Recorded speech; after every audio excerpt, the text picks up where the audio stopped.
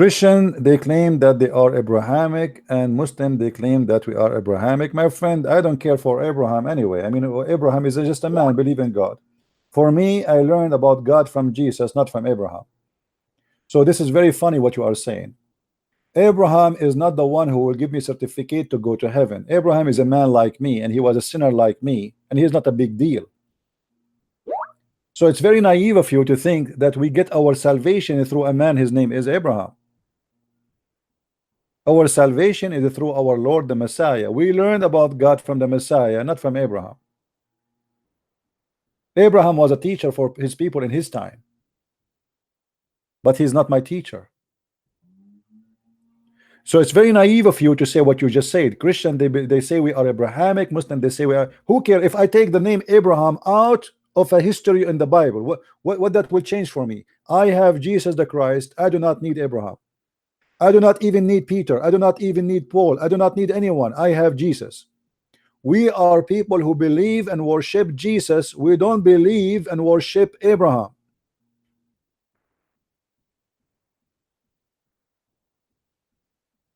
Stupidity versus empty mouth.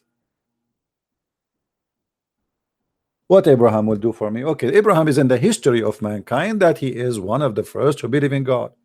That's wonderful. But I am not in need to Abraham. I read about Abraham. I appreciate that Abraham was a good believer.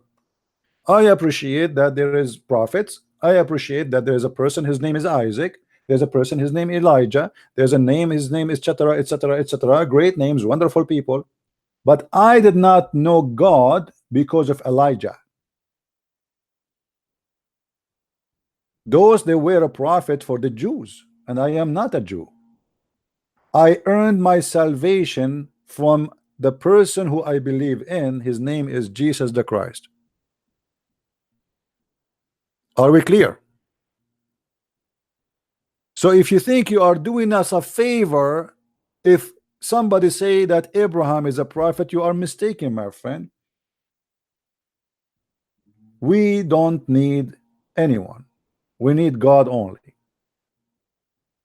You see, because Muslims, they have a bankruptcy, they are so much speaking about Abraham because Muhammad trying to give himself a certificate as a prophet. We do not need certificate from Abraham. Jesus said, before Abraham I am. Jesus said to the Jews, what do you say of the Messiah, the Christ? They said he is the son of David, and David is the biggest honor for any Jew to be considered his son. Look what Jesus said. He said, if he, the son of David, then how David call him Lord, call him Jehovah? He is the Lord of Abraham, he is the Lord of David, and before all mankind and the whole world was exist, he was. I am not a Christian because of Abraham. I am not saved because of Abraham. I am saved because of the Messiah.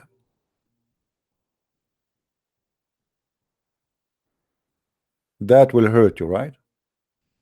You see, one of the reasons people don't like me, because my answers is like nails. It's like screws. It's a long screw. It go from one side, it come from the other side. They want somebody, he is stupid, he do not know what to answer. They want somebody speak of his foolishness, not speak of God. The Messiah, he said, whoever believe in me, he will live, and he die, he will live. The Messiah, he said to people like you who speak too much about Abraham, he said, if you are of your father Abraham, you do what your father do. But look at you, hypocrite. You speak too much about Abraham, but you have no idea what Abraham is about. Oh, what you know that Abraham is a guy, his name is Abraham, he have a wife, her name is Sarah, etc., etc. But what Abraham stand for? The God of Abraham. Okay, the God of Abraham who came to Abraham and he spoke to Abraham. What is the point of coming? Why God he came to Abraham as a man? That's not really, Abraham is not the important in the story, but you focus in the unimportant, ignoring God, for you are fake. It's like Jesus coming into a house and somebody says, Jesus, he took off his sandal. So now let us focus in the sandal and forget about Jesus. Let us study the sandal. This is how some silly people do.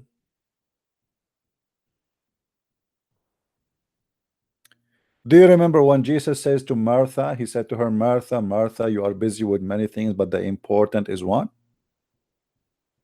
Many people today, they are busy with things, it's not really important.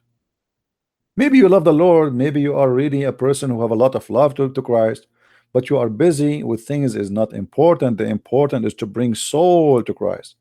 The important is not to say, I wave my hand to Jesus, is not singing to Jesus, is bringing people to Jesus. Jesus do not need your songs. Pray, that's wonderful. Worship, that's amazing.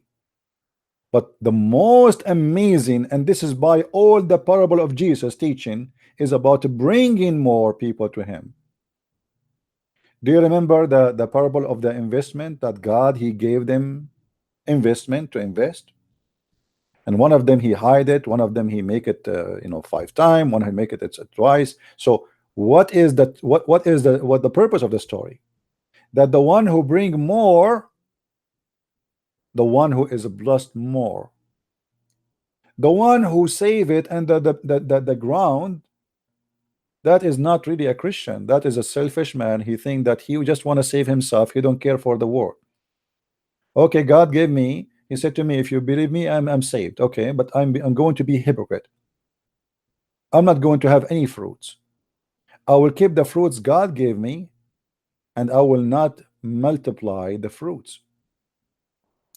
The tree which does not give a fruit will be cut off.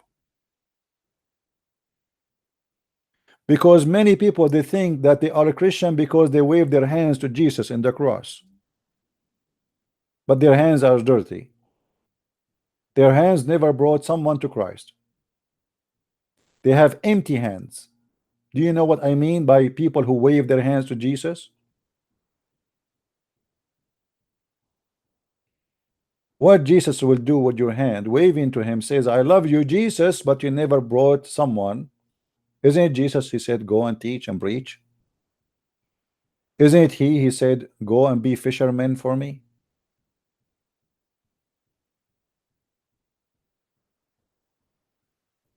Christianity is not just about praising God. Christianity is about saving people, bring them to God. The purpose of us to be Christians is not only to be saved. That will make us selfish people. You see, when Jesus said, love your enemy, what is when they ask Jesus how to pray, what Jesus says? Pray like this, right? Our Father,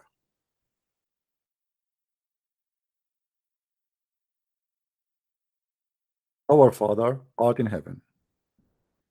If you look at the prayer with Jesus, he taught you to pray in Matthew, you will see, or like you read from, because at the end of the day, by the way, the prayer of Jesus is not just certain words you repeat, not necessity, but you will notice that Jesus, he focused in something very important.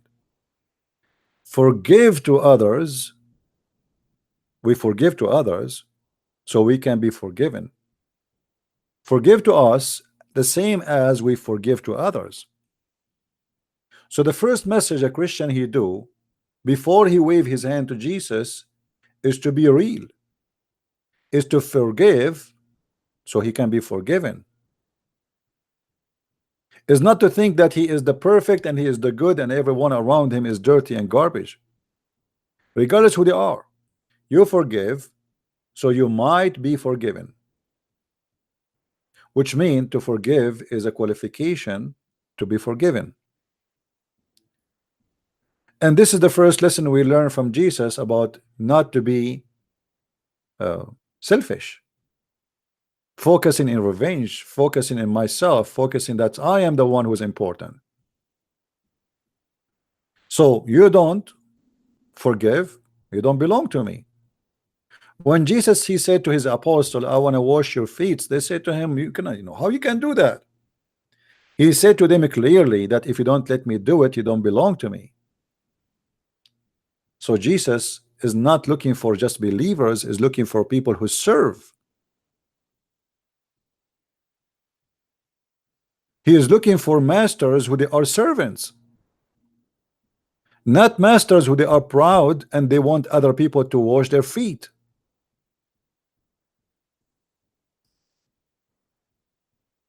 Do you understand, guys? He is not looking for fake people who want people to kiss their hands and they want people to praise them, and you are the amazing person, you are a bishop or whatever title, I don't want it, without saying names. He don't want those people. He want people who serve. They want people who go in the street and serve the poor, to tell and to teach, to preach, to bring, to feed, to do the act of God. He is not looking for priests. All the glory to you.